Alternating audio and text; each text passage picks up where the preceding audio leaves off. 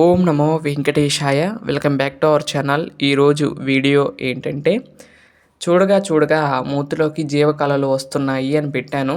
అవి ఎలా వస్తున్నాయి ఏంటి అనేది తెలుసుకుందాం. అలాగే నా వీడియోలని చివరి వరకు చూసి దయచేసి లైక్ చేయండి. మీరు లైక్ చేయడం వల్ల ఈ వీడియోలు మరికొందరికి వెళ్తాయి కాబట్టి దయచేసి వీడియోని చివరి వరకు చూస్తారని భావిస్తున్నాను. వీడియోలోకి వెళ్ళిపోదామండి. ఈరోజు వీడియో చూస్తుంటే ఊంజల్ సేవ జరుగుతుంది.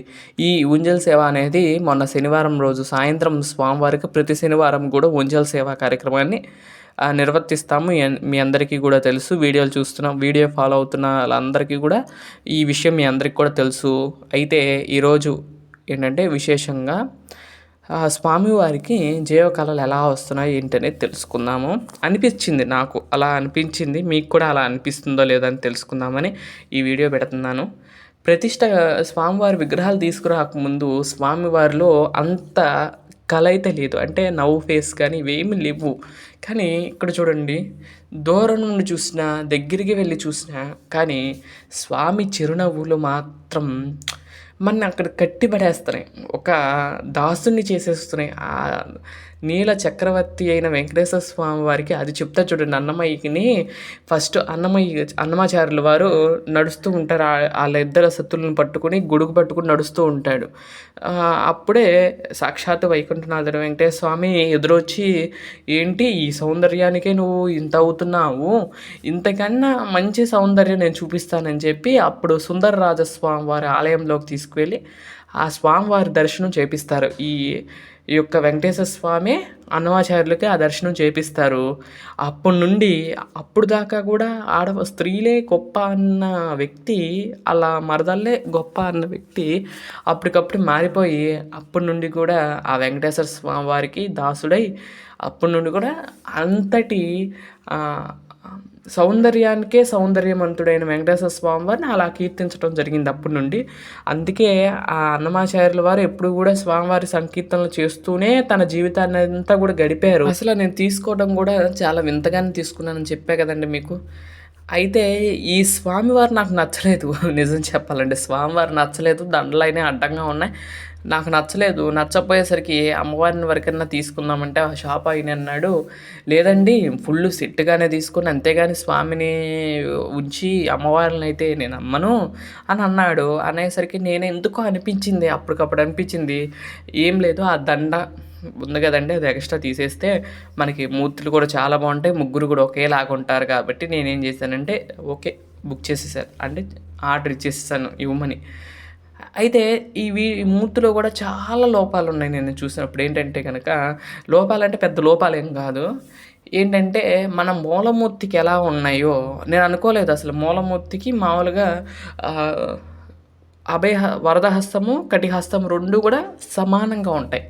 ఎక్కడ చూడను నేను. అంటే మామూలుగా వెంకటేశ్వర స్వామి గుళ్ళల్లో చూసే ఉంటారు మీరు, కుడి చేయ కొంచెం పైకి ఉంటుంది, ఎడమ చేయ కొంచెం కిందకు ఉంటుంది. అలాగే మన మూలమూర్తికి కూడా అలానే ఉన్నాయి, రెండు చేతులు సమానంగా ఉన్నాయి. అలాగే ఈ శంకు చక్రాలు కూడా స్వామివారి యొక్క శిరస్సు వరకు వచ్చి ఉంటాయి. అలానే మూలమూర్తికి ఎలా అయితే ఉన్నారో యాస్టీజ్ అదే లక్షణాలతో మన మలయప్ప స్వామి వారు రావటం చాలా చాలా చాలా చాలా అద్భుతంగా చెప్పుకోవచ్చు. అక్కడ ఎట్లా అంటే మామూలుగా వెంకటేశ్వర స్వామి మూర్తులు ఎలా ఉంటాయండి, కుడి చేయి కొంచెం పైకి ఎత్తి ఎడమ చేయి కొంచెం కిందకు ఉంటుంది. కానీ మన మలయప్ప స్వామి చూసారంటే రెండు చేతులు సమానంగా ఉంటాయి. కానీ ఏ రోజు కూడా మనకు అట్లా అనిపించదు. రెండు చేతులు సమానంగా ఉన్నా కానీ అంత పేరు పెడతానికి అంత లేదండి. ఫస్ట్లో నేను అనుకునేవాడిని ఎలానా అని. కానీ వచ్చే కొందికి స్వామివారు మనం పూజలు చేసే కొందికి, సేవలు చేసే కొందికి ఆయన రెట్టింపు యొక్క ఆ కళను తెప్పించుకుంటున్నారు స్వామి. నిజం చెప్తున్నానండి. నేను ఇది మాత్రం సత్యంగా చెప్తాను. ఎప్పుడైతే కనుక మనం విగ్రహారాధన చేసి మొదలు పెడతామో, ఆ విగ్రహంలో స్వామిని ప్రతినిత్యం చూసుకుని పూజ చేస్తామో తప్పకుండా ఆ విగ్రహంలోకి ఆ స్వామి వచ్చి నిలబడతాడని ఇదేనండి సాక్ష్యం. అంతకుముందు ఈ విగ్రహంలో ఎటువంటి కళ లేదు. ఏది స్వామివారికి ఆరాధన జరగకముందు. ఇక్కడ మీకు రిఫరెన్స్ కోసమని వేశాను చూసారా, ముందు ఎలా ఉన్నారు తర్వాత ఎలా ఉన్నారు అనేది ఫోటోలు పెట్టాను దగ్గరగా. ఇలా ఉంటారండి స్వామి. అంత ప్రతిష్ఠ అవ్వకముందు ఇలా ఉన్నారు. ప్రతిష్ఠ అయిన తర్వాత మొత్తం గూడా కవచాలు ఇవన్నీ గూడా వేసిన తర్వాత స్వామి చూడండి ఎలా ఉన్నారో. ఆ చిరునవ్వు చూసారా? ఇప్పటికి గూడా ఇప్పుడు ఉంజల్ సేవ జరుగుతుంది కదండీ!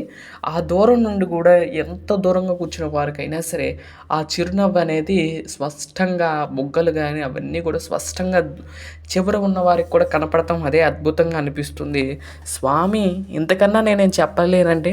మీకు కూడా అనిపిచ్చిందా? స్వామివారి యొక్క విగ్రహం చూసినప్పుడు మీరు చూస్తూ ఉన్నారు. అభిషేకం ముందు ఎలా ఉన్నారో, అభిషేకం తర్వాత ఎలా ఉన్నారో, అలాగే ఇప్పుడు ఎలా ఉన్నారో అనేది మీకు తెలుస్తుంది. మీరు తప్పకుండా కామెంట్ చేయండి. ఎంతమంది చేస్తారో చూద్దాము స్వామివారి గురించి. అయితే ఈ యొక్క అద్భుతం అనాలా, ఏమనాలో తెలీదు గానీ, కానీ నిజంగా చెప్తున్నానండి. ఇది మాత్రం సత్యం. ఎప్పుడైనా సరే మనం ఆ విగ్రహాన్ని పూజించి కొన్నాళ్ళు పూజిస్తున్నాము అంటే గనక ఆ విగ్రహంలోకి ఆటోమేటిక్‌గా జీవకళలు వచ్చేస్తూ ఉంటాయి. అది నేను నమ్ముతూ ఉంటాను. ఇదే కాదు, విగ్రహమే కాదండి, పటం గూడా. పటంలో గూడా మనం నిత్యం పూజ చేస్తూ ఉన్న స్వామి, అమ్మవార్లు మనతో మాట్లాడినట్టు ఉంటారు.